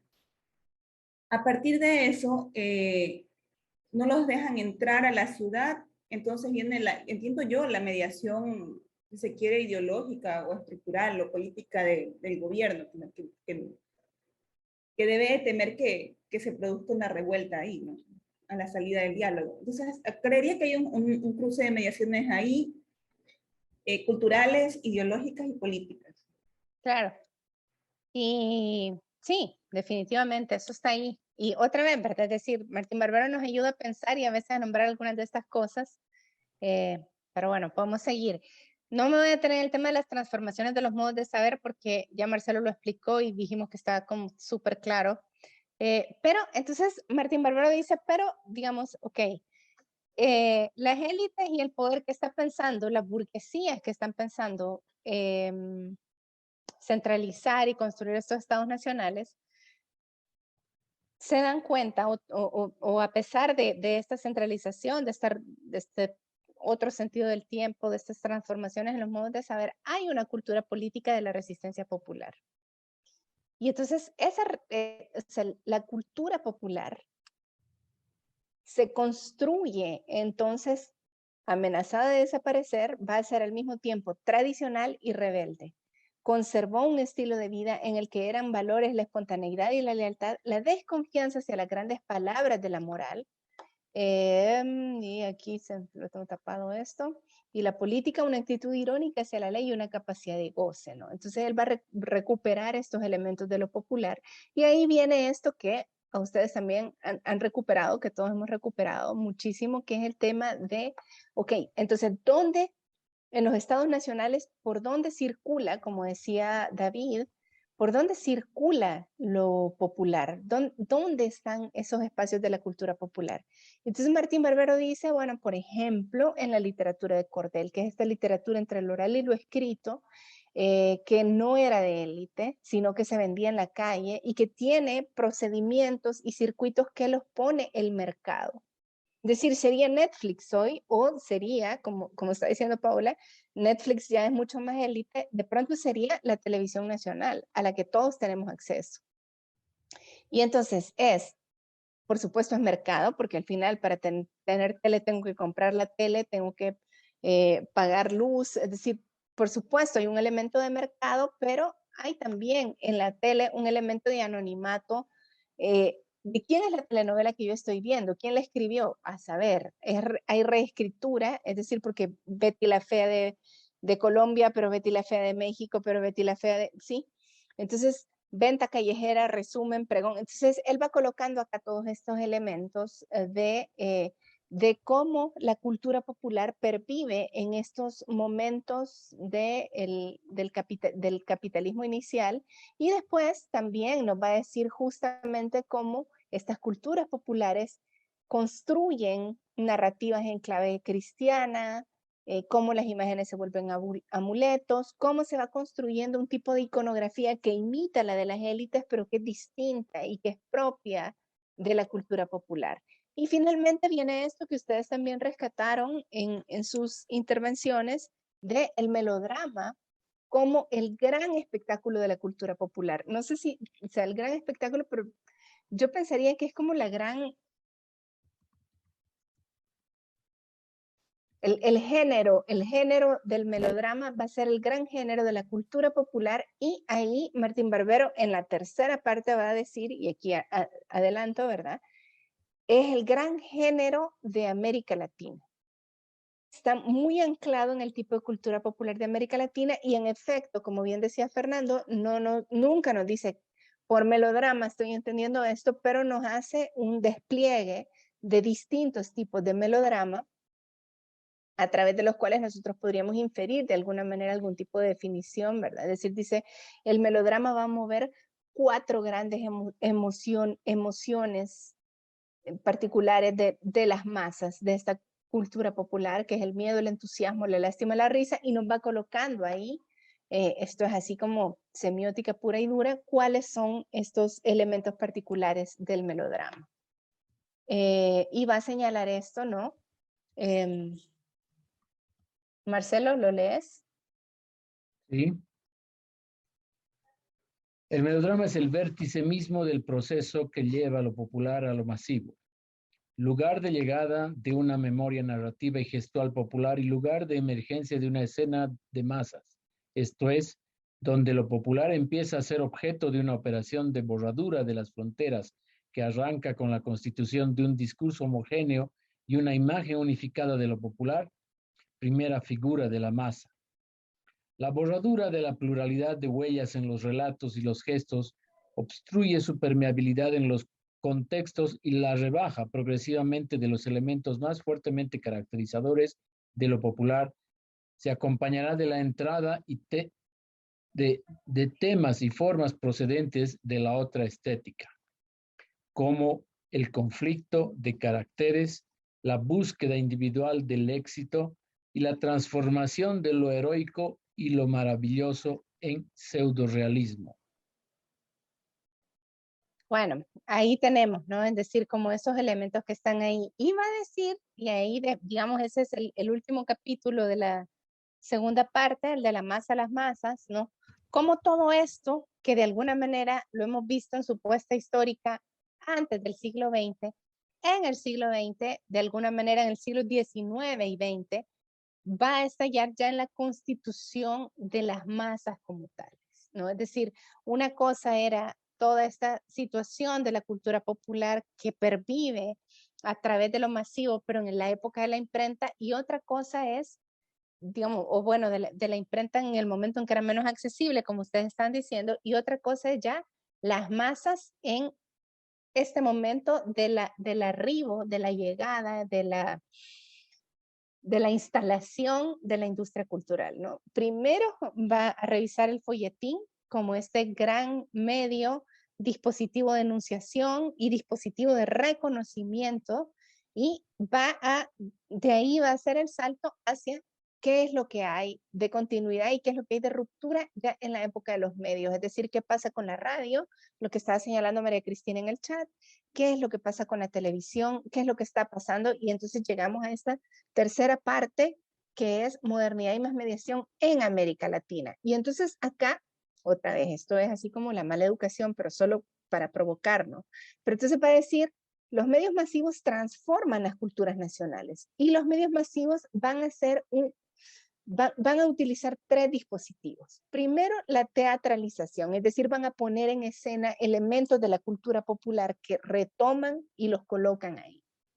Segundo, la degradación, es decir, lo colocan lo popular, y esto viene de Monsiváis directamente, ¿verdad? Es decir, colocar lo popular bien abajo para que todo el mundo lo pueda entender, sobre todo los estudios de Monsiváis sobre el cine de la época de oro mexicano. Y luego el tema de la modernización, ¿no? Entonces va a decir, el melodrama es el que vertebra el entendimiento familiar de la realidad, y él va a encontrar como tres grandes etapas de esto en los años 20 y 30.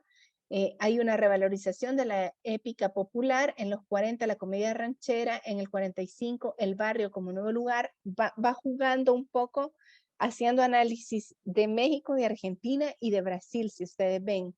No se mete, cosa muy interesante, que no se mete directamente con Colombia, ¿no?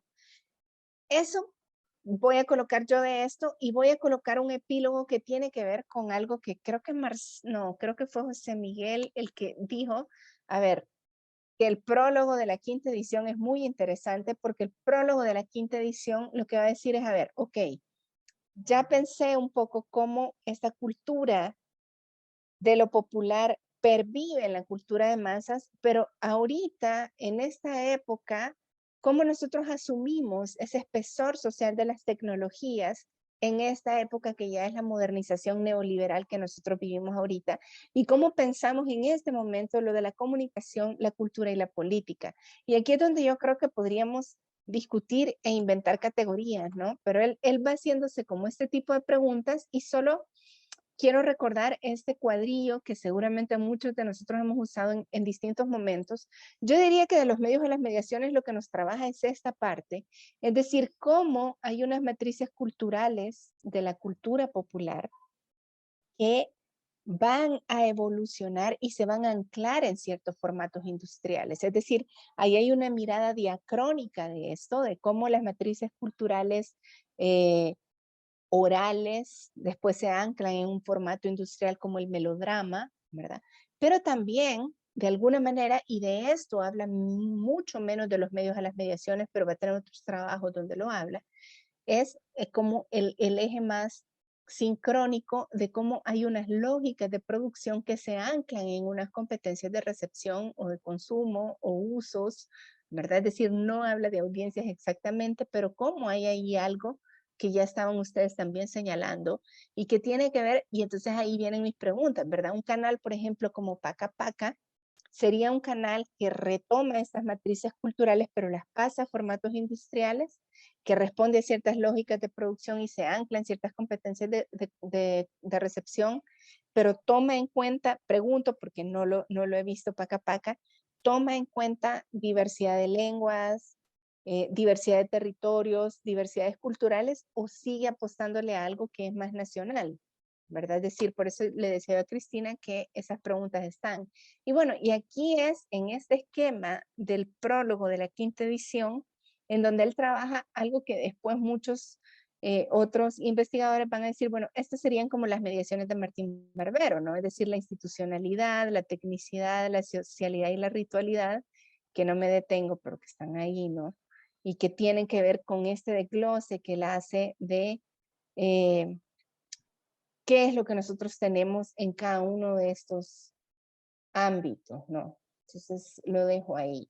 Y entonces, es posible, sí, me va a dar tiempo, porque ya ahorita cierro, para que puedan ustedes seguir reaccionando y comentando. Pero él se pregunta, ¿es posible entonces que un producto masivo ancle en lo popular y construya política y ciudadanía? Y entonces, yo creo, esto lo acabo de poner a partir de lo que he ido escuchando, o sea, esta diapositiva la añadí ahorita, pero a mí me parece que él nos regala, puse conceptos, pero está mal, deberían de ser 3 categorías que nos podrían ayudar. Primero, pensar la cultura como una mediación, es decir,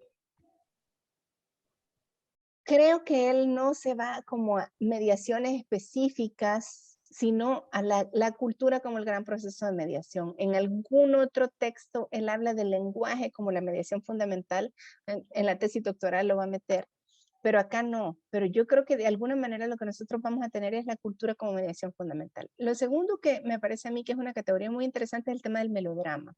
Colocar el melodrama al centro porque el melodrama permite nombrar y visibilizar las culturas populares que no han sido nombradas o no han sido visibilizadas, va a insistir él.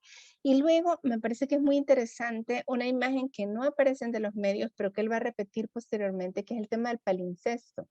Lo que aparece en los medios es el tema del mestizaje, que el mestizaje ya es una categoría que ha sido muy cuestionada, muy criticada, pero en el fondo me parece a mí que para él es este tema del palincesto, es decir, este texto que guarda la huella de una serie de reescrituras, ¿no? Como una pizarra que no hemos borrado bien y que uno escribe encima de esa pizarra, pero tiene abajo una serie de escrituras.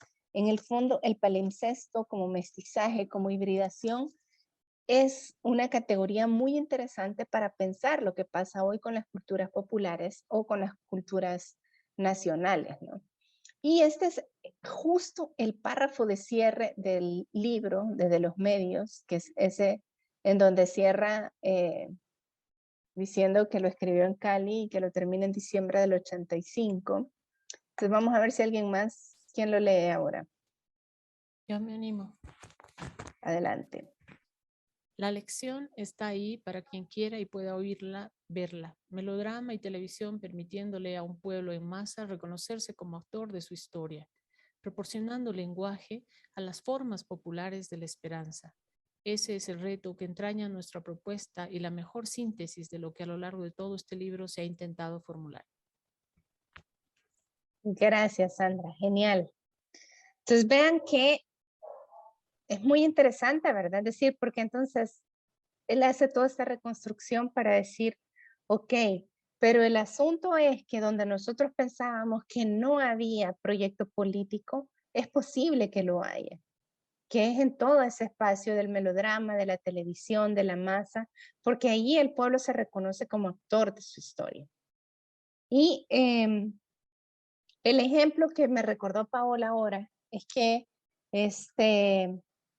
pensando en este tema de la televisión nacional, voy a quitar ya esto para vernos.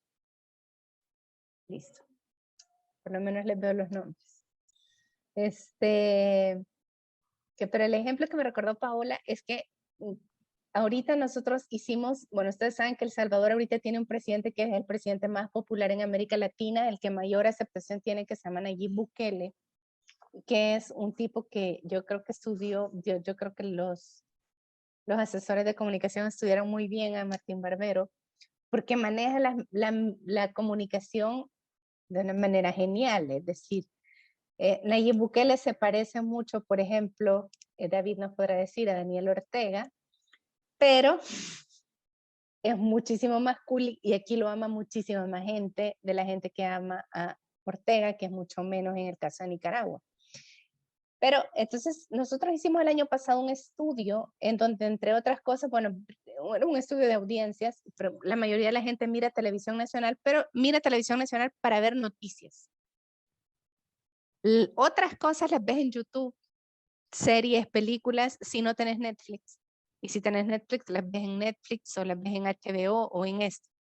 Nosotros le preguntamos a la gente si miraba la cadena nacional que el presidente tenía.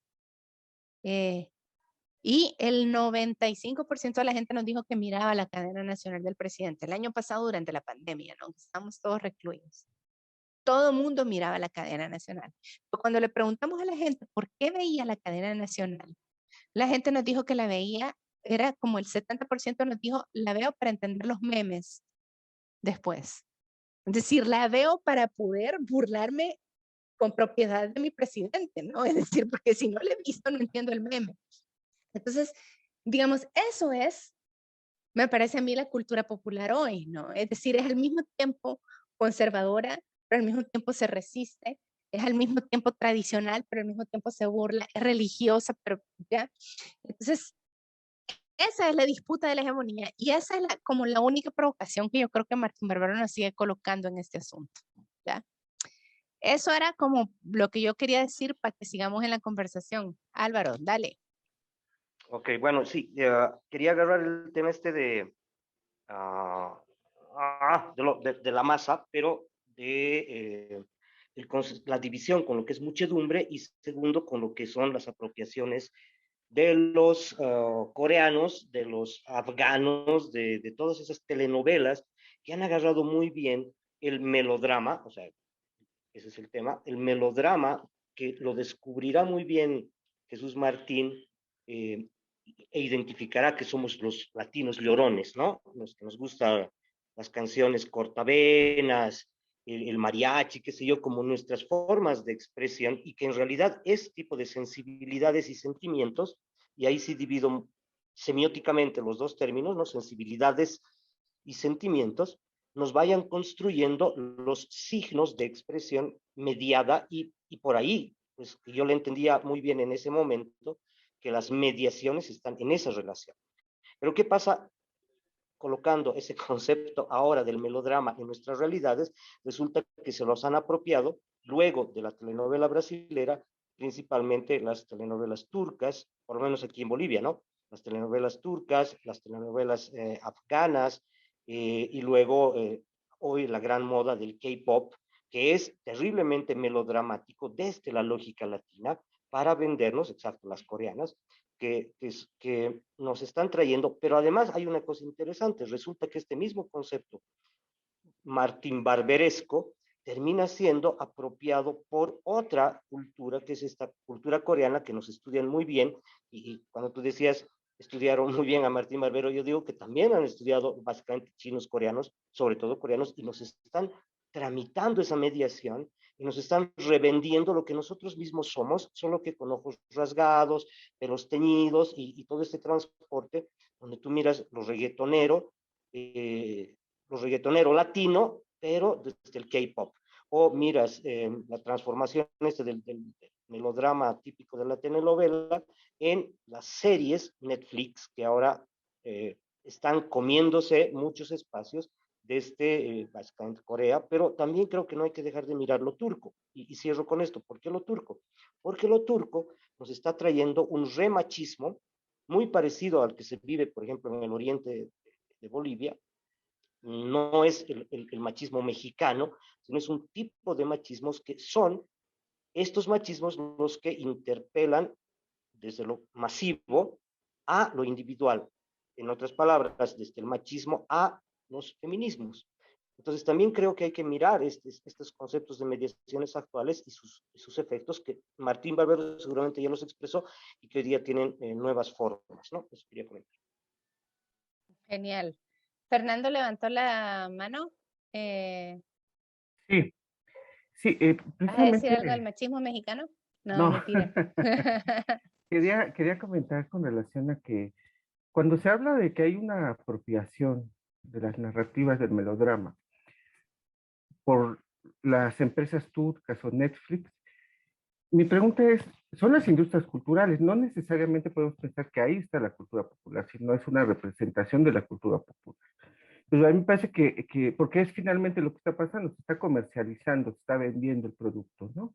Yo creo que aquí el reto es metodológico, o sea, ¿dónde podemos encontrar esos diálogos entre las industrias culturales y las formas de apropiación y resignificación de los usuarios de esos discursos que están consumiendo?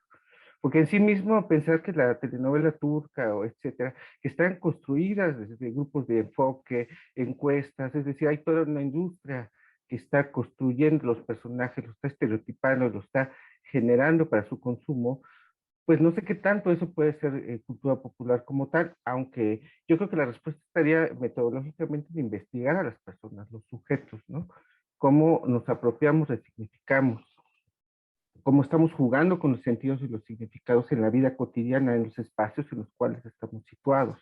O sea, me parece que precisamente el texto es sumamente complejo porque nos invita a reflexionar metodológicamente, dónde encontramos estas tramas de sentido, dónde están dialogando y resignificando, ¿no? Entonces, a mí me parece que es sumamente complejo encontrar, o sea, pensar si eso no es una representación de la cultura popular o es la representación de la cultura popular desde las industrias culturales.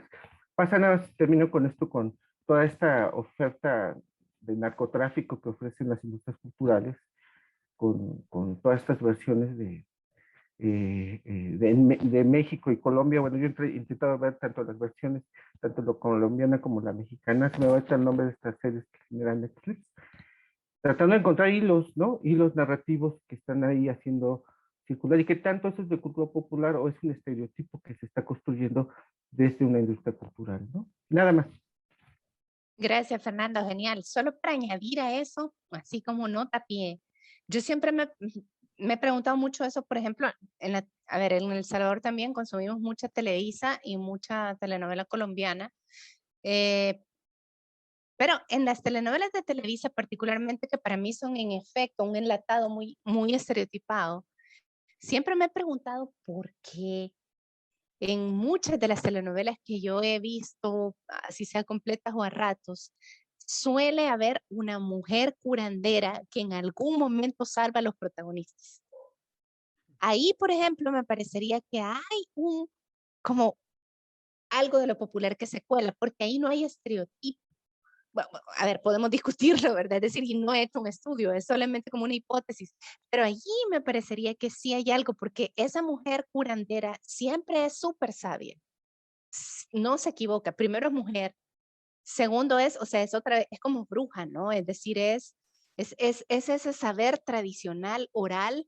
Entonces llega con una hierba, siempre el protagonista se accidentó y no logra llegar con la tipa, y entonces la otra piensa que, claro, ya se fue con la otra, y él está accidentado, y hay una bruja que lo agarra y lo cura.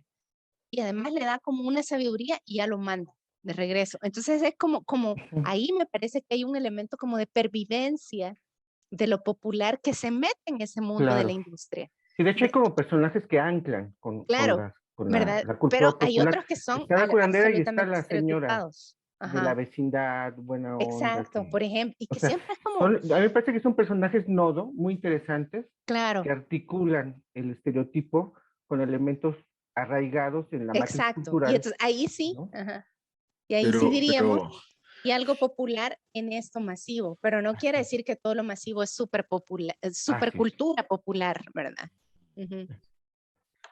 Sí, no, preocupa es pensar que lo popular como dice Amparo, se mete en lo masivo. Creo que es como lo masivo, como la industria cultural, la industria cultural que tenemos nosotros a este nivel, digamos, en nuestros países, bebe de allí, retoma, resemantiza, recoge todas estas experiencias, estas prácticas, ¿cierto? Y las devuelve seguramente en narrativas y en contextos particulares, pero no es como que lo popular, bueno, puede ser resistencia, pero también complicidades, todo lo que por ahí puede pasar, pero me parece que es una operación también de la industria cultural y de la televisión específicamente, ¿no? Del relato, del claro, melodrama. Que se agarra y se apropia. Se apropia de eso y lo coopta, lo coopta, los resemantiza y en muchos casos los descontextualiza y lo ahistoriza, ¿cierto? Contadas excepciones de algunas telenovelas que él subraya que fueron claves y que tomaron lo que Omar Rincón señala en sus análisis de la telenovela, ¿no? Que descontextualiza y rompe con toda la vida cotidiana, la historia local, y la pone en unos formatos y en una forma de contar que son totalmente ahistóricas y que obedecen a un relato casi que homogeneizado de lo que parece ser la cultura en el contexto en que se da la historia, ¿no? Entonces ahí me parece que hay que matizar un poquito eso, ¿no?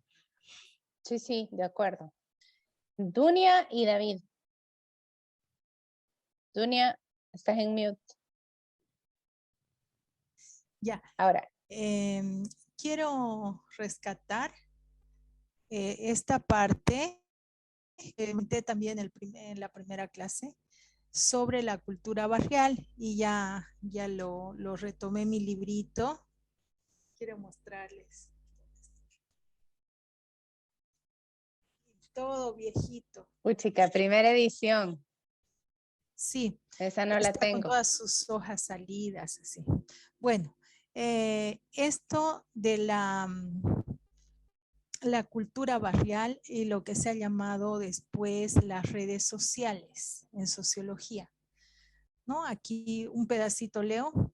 Dice el movimiento de fermentación cultural y política de una nueva identidad de lo popular, rehaciendo solidaridades de origen nacional o de trabajo.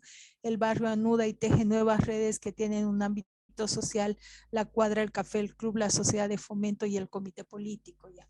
Entonces se crea una cultura específica que integra. Justo aquí hubo un encuentro de investigadores en comunicación de ABOIC y yo tenía entrevistas, encuestas del anterior paro cívico que duró 21 días en noviembre, diciembre de 2019, aquí en Santa Cruz, donde es particular. Entonces, encontré cómo las redes digitales ayudaron a la reorganización es una de mis conclusiones, ya, pero que se basa en esto de Barbero también y después de Castells, que permitieron la reconstrucción de redes sociales antiguas como compañeros de colegio, reforzaron las presentes como asociación de comparsas, asociación de fraternidades o así, y construcción de nuevas, porque las nuevas asociaciones urbanas, muchos no se conocen los vecinos, o sea que viven en un edificio y así, pero para hacer este paro, no que estamos ahorita, sino el anterior, del 2019, donde tengo trabajo de campo de sería una opinión, ¿ya? El del 2019, ellos se comunicaron y construyeron, hicieron grupos de WhatsApp, por ejemplo, con los del barrio que estaban queriendo apoyar al paro, porque es paro con bloqueos aquí en Santa Cruz. Entonces, ¿cómo estas redes propias de Latinoamérica serían casi incomprensibles, tal vez en otros lugares, y al ya existir como redes sociales, como lugares de encuentro que identificó y puso ejemplos concretos, Jesús Martín Barbero, ¿no? Asociaciones, centros que ofrecen un clima capaz de congregar a los sectores populares y ofrecerles un mínimo de representación frente a las autoridades, frente al Estado. Ya. Entonces, eso me ha hecho pensar que podía, si bien me acordaba que había tratado, puedo fundamentar más todavía a mi ponencia, ¿no? Con que ya desde antes se habló de estas redes sociales en América Latina y que Barbero ya las explicó con mucho detalle. Van construyendo, lo último que digo es que estoy feliz que estoy encontrando, van construyendo un tejido social que va desarrollando una institucionalidad nueva, fortaleciendo a la sociedad civil. Ya, eso les quería llamar la atención como por ahí lo pueden trabajar también ustedes. Gracias. Listo, gracias. Chao, María Cristina. Sí, voy a pedir claramente que Pancho ponga. A ver, si me das un minuto, voy a compartir pantalla un instante solamente y les digo, a ver, les voy a mandar 4 textos. Uno es Mutaciones del Arte, otro es El coraje de vivir a la intemperie, que es una entrevista. Este es un texto que es un no texto, que es un programa de una materia sobre ciudad que él va a dar. Y luego otra entrevista donde habla de jóvenes y del tema de la educación. Entonces, el curso me parece que puede provocarnos algunas lecturas sobre esto. Entonces, solo quería decirles que esos van a ser los 4 textos. ¿De acuerdo? Y le voy a pedir a Pancho que lo mande hoy. Listo, chao. Para la próxima sesión. Sí, Gracias. para la próxima sesión. Y bueno. de hecho yo algo que les iba a decir era que qué les parecía si ahí está ya Panchito tenemos un minuto todavía. Si alguno de ustedes prepara uno de los textos, un comentario de 5 minutos o algo así. Yo en la última sesión me voy a tener que retirar, es decir, la vamos a tener 1h30. Me disculpo, pero me toca algo en la universidad que no puedo moverlo. Entonces sería... Te refieres al 1h30. martes, ¿no? Al martes, sí. Ok. Martes Yo tengo una próximo. información que darles a los compañeros porque me ha escrito Inmaculata. Sí, me ha escrito y me dice que necesita mandarles unos textos para que los lean antes. Entonces, ojalá que me mande hoy día. Pero naturalmente hay un problema porque son textos en inglés y en portugués. Toca. Así es. Eso le he dicho que Inmaculata todo el grupo siempre... tiene que resolverlo, ¿no? La profesora Inmaculata siempre nos cuestiona que nosotros en América Latina no hablamos portugués y ellos, los brasileiros, siempre aprenden español para poder dialogar con nosotros. Así que yo creo que lo menos que podemos hacer es leerla en portugués. Así es. Bueno, entonces eso nada más. Listo, entonces, a ver. ¿Cuáles son los textos? Ahorita se los vuelvo a compartir. No me los sí, ha dado ahorita todavía. Se los paso, sí. No, a ver, los textos míos. El primero es Mutaciones del Arte, que es un texto. ¿A alguien le late contarnos esto? Marcelo. Marcelo va con Mutaciones del Arte. El coraje de vivir a la intemperie, que es una entrevista. Podemos hacer una cosa si quieres, Amparo. Me pasas los textos y yo los cuelgo en el repositorio. Sí, ya te lo voy a pasar. Pero ahorita solo nos vamos a repartir los textos. ¿Quién lo va a trabajar? Entonces, Marcelo hace el de Mutaciones del Arte. El coraje de vivir a la intemperie, ¿quién? Yo, pues. Paola. Sí. El coraje, Paola y David, que levantó la mano. ¿Te metes con el curso, David? Álvaro me ha comentado muy seriamente que le gustaría trabajar la ciudad, travesías urbanas y ciudadanía. Ok, entonces Álvaro se mete con el curso de la ciudad. Ese es un curso, les digo, es un programa de materia. Yo lo puedo comentar también, bueno, ese de ciudad. A ver, todos lo vamos a comentar de todos modos. Bueno, Travesías. vale. Y entrevista que dice, hemos de dejar que los jóvenes cuenten. Ese me gustaría trabajarlo a mí, por favor. ¿Quién está hablando? ¿Sandra? Sandra, sí. Ok, listo. Sandra. Ok, entrevista jóvenes. Yo sugiero que sean varias personas que lean cada texto. Ok, listo. A ver, ¿quién más se hace cargo de alguno? Me anoto en el de ciudad. José Miguel en el de ciudad. ¿Alguien más?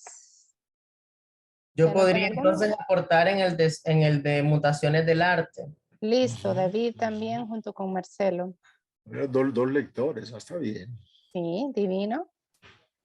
Claro. ¿Las entrevistas, alguien más? Amparo, hemos de dejar de que los jóvenes cuenten, por favor.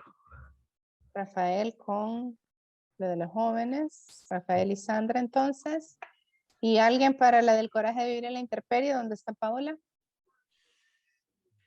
Yo, maestra Amparo, el coraje. Fernando. Fernando. Listo, entonces ahí está. Entonces, le vamos a mandar ahorita, se lo voy a mandar a Pancho para que lo suban al repositorio. Ok. Solo del coraje, el intemperie también, Amparo, si se puede. Dale. Ajá, listo. Yo me puedo unir a lo de los jóvenes, la entrevista. Listo, también, perfecto. ¿Quién dijo yo que no estaba viendo? Paola Ulloa. Ah, Paola. Ah, sí, Paola, sí.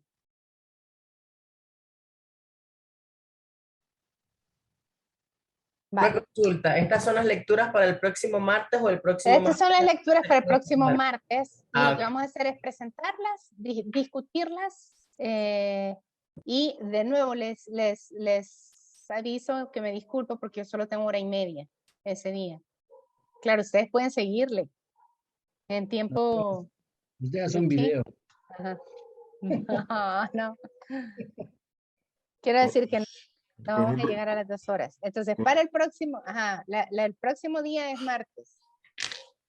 El próximo martes. Martes son 16. estas. Martes 16, ¿no? Y con martes 16 cerramos las lecturas de Martín Barber. Y empezamos después, o sea, ya se jubilan de Amparo. Y ya entran Amparo, con los Es muy distintos. temprano para esas cosas. no,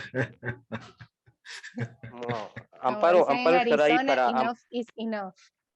Amparo estará para ampararnos permanentemente, Amparo, así que no, usted no se escapa. Una pregunta, Amparo, que nos ampara.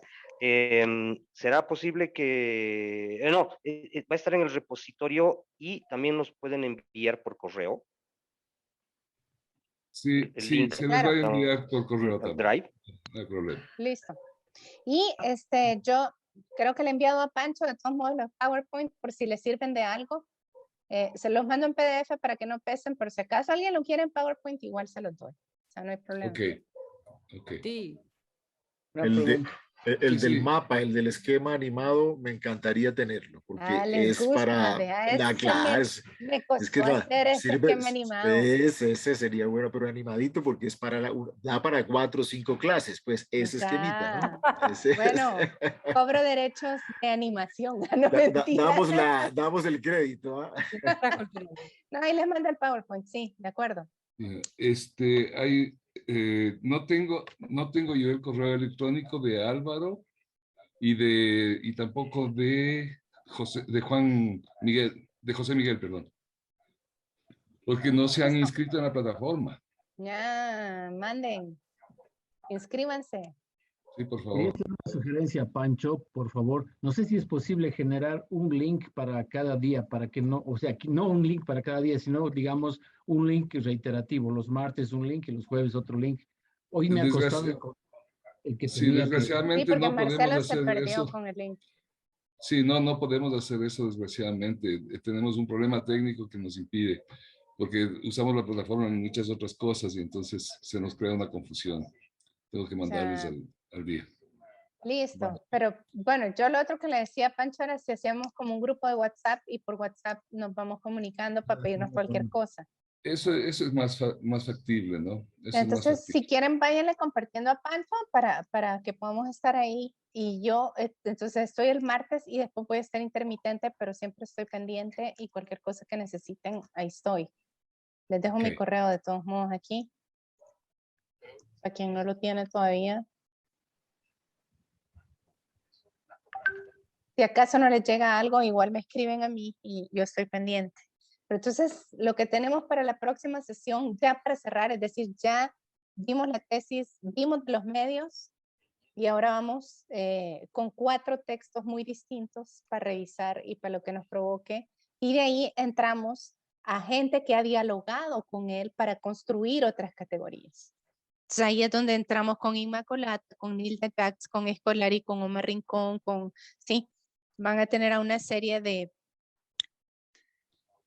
profesores muy importantes. No, esta mañana estaba comentando con mis estudiantes una cosa que subrayamos, ¿no? Era la generosidad de Jesús Martín Barber, porque hay una buena parte de su obra que no es escrita directamente, no, o sea, no son publicaciones directas, sino contribuciones, colaboraciones, prólogos, compilaciones, un volumen inmenso de trabajo. Me decía, pero es que él leía muchísimo y leía todas las investigaciones que le pasaban y las prologaba y las, en fin, entonces veía eso. Y otra cosa importante que estoy compilando en mi curso sobre Jesús Martín Barrero precisamente es el tema, Amparo, que te comenté una vez, del material audiovisual. Impresionante, impresionante. Estamos jerarquizando, clasificando y tan pronto tengamos ese material les paso también porque la oralidad en Jesús Martín Barbero es fundamental. Las expresiones, las garras, los golpes en el escritorio, todo ese tipo de cosas. Muy, muy bacano. Incluso más sabroso escucharlo 10 veces, sus conferencias, sus charlas, sus cosas, que a veces como una traducción de los planteamientos que estaban en los textos, ¿no? O Y lo un desarrollo. lo interesante de las conferencias es los esquemas que él hacía para dar esas conferencias. Así Yo es, acabo de así estar en es. Cali con los hijos y clasificamos 4 cajas de contextos de las distintas conferencias, ¿no? Que bárbaro, son bárbaro. simpatiquísimos. Después les paso Impresionante. las fotos. Bueno, mil gracias. Pasen buena noche. Chao, pues. Cuídense.